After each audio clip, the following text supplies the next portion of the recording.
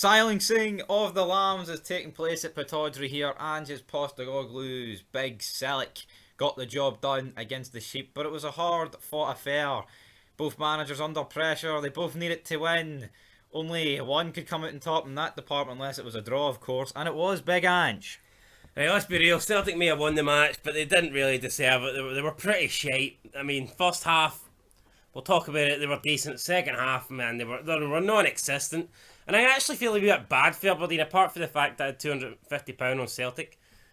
If I never had that on Celtic, I'd have felt really bad for Aberdeen. But here, money talks and bullshit walks, and Aberdeen aren't getting any points for today's game. So, aye, disappointing from them.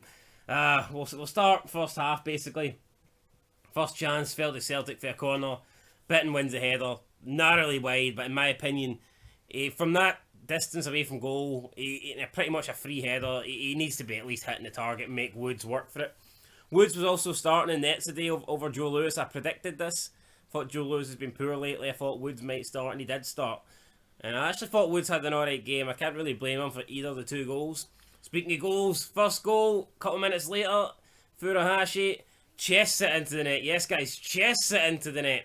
David Turnbull with a half-decent cross, but Bates should take care of it. For some reason, he doesn't bother. He lets the ball go over his head, and Furuhashi's there at the back post. Rangers reject Big Davy Bates. Aye, and he's there just to chest it into the back of the net, really. I mean, Aberdeen have been struggling, so the last thing you probably want to do is just gift Celtic an opening goal like this. It was poor defending, man. It was shite for Davy Bates. Not going to make excuses. Any chance of him deserving a Scotland call-up and fucking went right out the window here. Well, I never thought he would have got a call-up. I mean, how can John Sutton not get called up? What they're talking about this guy getting called up? I know. Wasn't aware of that. What the fuck's going on there? But yeah, Celtic, they didn't really kick on, no, from their opening goal. There was a few flurries of chances for them, but nothing concrete. But Aberdeen definitely ended this half stronger. You know, they had a few corners that almost went in. Joe Hart made a very dodgy one-handed save that they were marking out on commentary for, even though he should have dealt with it better. Brown played in Ferguson, and he had a shit shot when he could have just played it across goal. But yeah, that took us into half time. Well, there was a Jota shot that cracked the crossbar before half time as well. That was a good effort for Jota. Straight in the middle, though. Individually. Gary Woods had it covered. I don't think he did. Did he really? Did. I don't know if Gary Woods had it covered. Anyway, it wasn't Gary Woods that saved it. It was the woodwork. So aye. Aye, he's a good player. Him. Aye. So he is. Aye, brilliant. Fucking brilliant. Ralston looked pretty shite this half. There was like 26 minutes in the pause in the air. Ralston could have cleared it. He decided not to clear it, so he let Samuels pick it up in an out wide position, and then Samuels, like by the goal line, absolutely wrecks Ralston and just goes past them. And Ralston's lucky that there was no Aberdeen players further forward than in the advanced position, because this easily could have been a goal. So yeah, I thought Ralston was pretty shite first half, as was Starfelt. I mean, Ramirez was kind of starved the opportunities, but when he did get the ball, he was causing Starfelt and Carter Vickers. They didn't look comfortable dealing with the guy. So if Aberdeen had, more possession and more passing and more control in the first half, and if they gave Ramirez better service, then maybe things could have went different for them. But they definitely ended the half the stronger team, and they carried that on into the second half. Samuels, pretty early on, had a decent effort for outside the box, missed by about a yard, and I think at this stage he was definitely Aberdeen's best player on the pitch. Yes, he was definitely Aberdeen's best player on the pitch. But we go in to the second half, and again, Celtic not really putting the game to bed. I mean, if they played the way they did against Leverkusen, this game could have been wrapped up, couldn't it? Aye. Because, Celtic love a good attacking play, but we all know it was inevitable, it was going to happen. A Celtic disaster class at the back, because it always fucking happens. They're so bad from set pieces, heading, clearing it.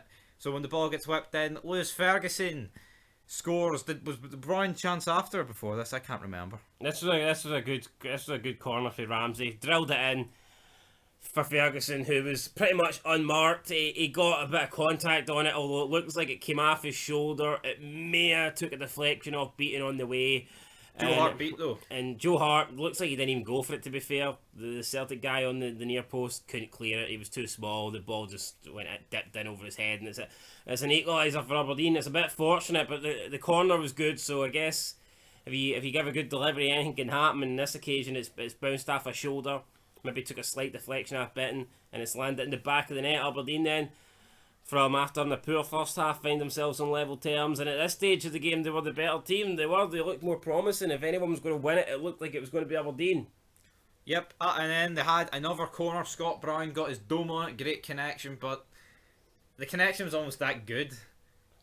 There was no curve or curl or whatever on it. No, it was straight at Joe Hart. It should have been 2-1. Brown should have. I think Brown should be taken away from the goalkeeper. It was another good corner though for Ramsey, who whipped in a few good corners here. I mean, you can see why the guy's in the corner. Nathan this Patterson. guy, get better than Nathan Patterson. Nathan Patterson couldn't whip a ball in like this. Everton coming in for $8 million for this guy. We'll fucking see. We'll see in a year or two's time, right? What Nick Calvin Ramsey's going for, right? Anyway, he'll probably leave on a free because Aberdeen don't know how to fucking do transfers. Anyway, Aberdeen looked better here. Ange made a few changes. Brought on Rogic and a Jetty, and you're thinking, why the fuck's he bringing on a Jetty? A Jetty absolutely done nothing, but Rogic done something. A lovely turn, like a spin, like a sedan spin on the edge of the box. Played the ball through to Montgomery. Montgomery had the option to shoot. He didn't though. He calmly passed the ball, slid it into the box, 6-yard box, and it was Jota running in with a slide and tap in. Put Celtic ahead. Undeserved.